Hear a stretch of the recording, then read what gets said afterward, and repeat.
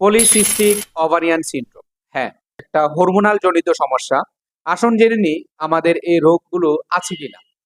আমাদের মা বোনদের শরীরের মধ্যে অবাঞ্ছিত লোম যদি দেখা দেয়, কিরকম যে আমাদের থুতনির নিচে বা যদি ঠোঁটের উপরে, হ্যাঁ, শরীরের মধ্যে অতিরিক্ত ওভার গ্রোথ যে লোমগুলো, অতিরিক্ত লোম তৈরি হওয়া, এটা এই পলিসিস্টিক ওভারিয়ান সিনড্রোমের একটা লক্ষণ। তাছাড়া আমাদের মাথা থেকে যদি চুল পড়ে যেতে থাকে, হ্যাঁ? মুখের মধ্যে ব্রণ তৈরি হতে থাকে এবং মাসিক, যেটা সবচেয়ে বেশি ইম্পোর্টেন্ট, যে মাসিক অনিয়মিত, সবসময় মাসিক হয় না। পাশাপাশি আপনাদের ওভারিতে যেখানে বাচ্চা হওয়ার জন্য যে ডিম নিঃসরণ হয়, সেখানে একটা পলিসিস্টিক ওভারিয়ান সিনড্রোমের কারণে সেখানে ডিম্বাণু নিঃসরণ হতে পারে না। যার কারণে যখন শুক্রাণু মিলিত হতে যায়, সিস্টের কারণে বাধাগ্রস্ত হয়। তাই এই লক্ষণগুলো যদি দেখেন আপনাদের, তাহলে বুঝবেন যে আপনাদের PCOS এর সমস্যা রয়েছে। আর এই সমস্যার সমাধান রয়েছে। তবে সমাধান বেশিরভাগ ক্ষেত্রেই লাইফস্টাইল মেইনটেইন করলে সবচেয়ে দ্রুতভাবে সুন্দর করে সেরে আসে। আর এর পাশাপাশি মেডিসিন শুধু একটু আপনাকে হেল্প করবে এই রোগটাকে দূর করার জন্য। তো এটা কি, যে আপনি রেগুলার ব্যায়াম করবেন, হ্যাঁ?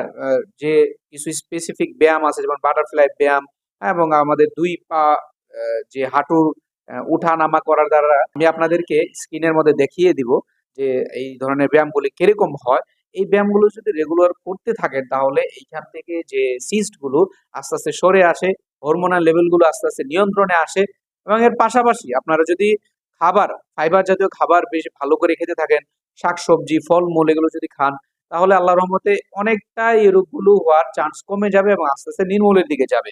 পাশাপাশি আপনার ওজনকে নিয়ন্ত্রিত রাখবেন, যাতে ওজন যাতে না বাড়ে, এগুলো একটু খেয়াল রাখবেন। এখন এই সমস্যাগুলো যে বললাম, হ্যাঁ? এর পাশাপাশি আপনি চিকিৎসাটা কি নিবেন?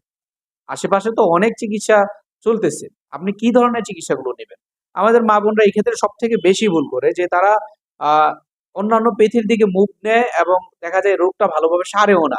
এবং আস্তে, আস্তে এটা আস্তে, আস্তে বড় হয়ে যায় এবং সিস্ট থেকে অনেক সময় দেখা যায় আ এটা অন্যদিকে মোড় নিয়ে ক্ষতিকর প্রভাবের কারণে বাচ্চা না হওয়ারও সম্ভাবনা বেশি থাকে। তাই আপনারা এইখানে যদি হোমিওপ্যাথি চিকিৎসা নেন, তাহলে আল্লাহর রহমতে খুব ন্যাচারাল ওয়েতে, প্রাকৃতিক ওয়েতে রোগটা আপনাদের সারবে। এবং যারা এইখানে ক্লাসিক্যাল ট্রিটমেন্ট দেয়, অনেক হোমিওপ্যাথি ডাক্তাররা আছে যারা কিনা কম্বো বিক্রি করবে। আর সিরিজের কম্বো, ক্যান সিরিজের কম্বো, মলম-টলম এগুলো আপনাদেরকে দিয়ে একত্রে এক গাদা ওষুধ ধরিয়ে দিবে। তারা বলবে যে হোমিও চিকিৎসা দিতেছে। কিন্তু আসলে এগুলো অপ-হোমিওপ্যাথি চিকিৎসা। বরঞ্চ এগুলোর দ্বারা আরো শরীরে ক্ষতি হয়। আপনি যদি ক্লাসিক্যাল ট্রিটমেন্ট নেন, যে কিনা আপনার ফিজিক্যাল, ইমোশনাল, মেন্টাল সকল কিছু একত্রে নিয়ে এর উপরে ভিত্তি করে একটা সিঙ্গেল রেমেডি বাছাই করবে, তাহলে খুব সুন্দরভাবে আপনার এই রোগটা সেরে যাবে। তাহলে আপনাদেরকে আমরা কি বললাম? যে এখানে লাইফস্টাইল নিয়ন্ত্রণের পাশাপাশি